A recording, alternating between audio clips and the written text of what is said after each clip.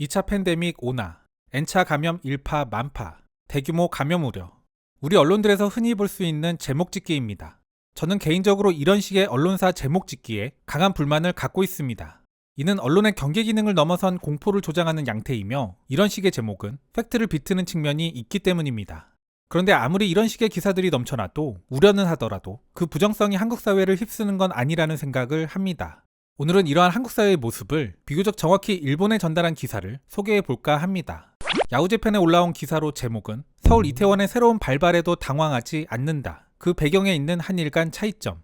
참고로 일본 내에서 가장 뉴스 소비가 많이 일어난 곳이 바로 야후재팬입니다.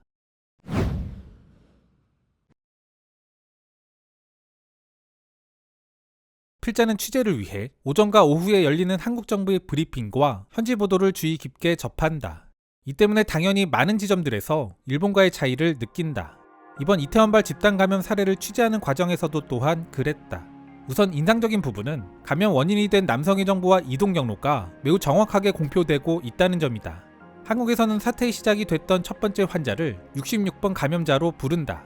그는 지난 2월에 31번 감염자와 함께 코로나와 관련돼 한국에서 가장 유명한 사람이 됐다. 한국에서는 단순히 클럽명뿐 아니라 66번 감염자의 당일 모습까지 디테일하게 묘사해 공개한다. 예를 들면 이런 것이다. 그는 클럽 대기실에서는 마스크를 착용했지만 클럽 내에서는 착용하지 않았습니다. 당일 추정 접촉자는 1,500명, 또한 위 시간에 현장에 있던 직원은 총 73명입니다. 라는 식으로 그 내용이 아주 자세하고 구체적이다. 한국에서는 신규 감염자 증가가 안정화된 상태였다. 이런 상황이었기 때문에 일본 내에서는 이번 이태원발 감염에 대해 충격적이라는 뉘앙스의 보도들이 넘쳐났다. 그리고 확실히 한국 미디어들도 일본 미디어의 논조와 크게 다르지 않았다. 지난 5월 8일자 한국의 연합뉴스 제목이다. 우려가 현실로, 황금 연휴 집단 감염, 코로나19 방역위기 오나. 하지만 이러한 미디어들의 보도들에도 불구하고 이를 대처하는 한국 사회의 분위기는 예기치 못한 사건으로 인해 패배했다 라는 것은 전혀 아니다. 확실히 한국은 제한을 완화하는 방향성을 갖고 있는데 이를 그 과정에서 발생한 사건으로 규정한다. 그리고 멈추는 것이 아니라 이런 사태들을 잘 막으면서 나아가야 한다는 것이 이 사건을 바라보는 한국 사회의 분위기다. 권준욱 국립보건원장은 말한다. 이제 우리는 아무도 가본 적이 없는 길을 갑니다. 그리고 가야만 하는 길도 있는 겁니다. 어떻게 될지 모르는 부분도 있지만 뭐 해봅시다 라고 말이다. 기사를 쓴 요시자키 씨는 한일 비교 문화론을 전공한 사람으로 다수의 한국 관련 책도 쓴 사람입니다. 한국어도 능통하고 국내의 다양한 인적 네트워크도 가지고 있는데요. 개인적으로 이런 분들의 목소리가 커지고 많아질수록 일본에서 바라보는 한국의 왜곡된 모습들이 적어지지 않을까 그런 생각을 합니다. 아무튼 그는 특히 축구를 좋아해 관련 칼럼도 많이 썼는데요. 기사에는 그의 관심사인 축구에 빗댄 대목도 보입니다. 필자는 한국 보건당국의 지침이 세부적으로 정해지고 이것이 일반 국민들에게 잘 전달되고 있다 느낀다. 축구로 말하자면 팀 전술에 해당하는 정부의 방침이 개인의 전술인 생활 방역으로까지 잘 전해지고 있는 것이다. 이태원발 감염 확산 우려가 컸던 지난 10일 오전, 필자는 급하게 SNS로 이번 집단 감염은 예상하지 못한 것인가? 라는 질문을 한국어로 던졌다. 이후 내 한국인 친구들에게서 이런 답변들이 도착했다.